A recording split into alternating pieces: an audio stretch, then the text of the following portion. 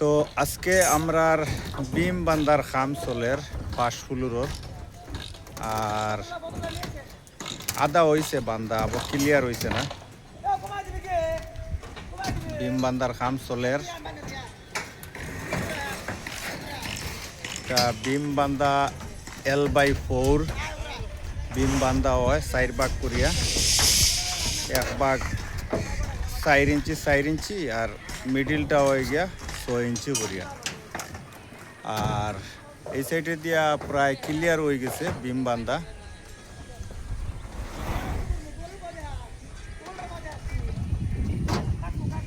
আর বিমের রড আছে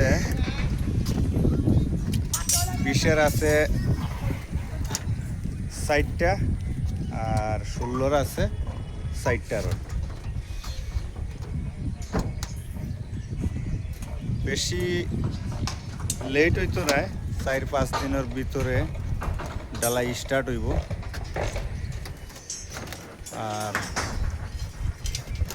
আপনারা রড বান্ধা ক্লিয়ার হইলে দেখাইবার চেষ্টা করবো। আপনারা নতুন হইয়া থাকলে চ্যানেলটা সাবস্ক্রাইব করে দিও আর একটা লাইক করিও।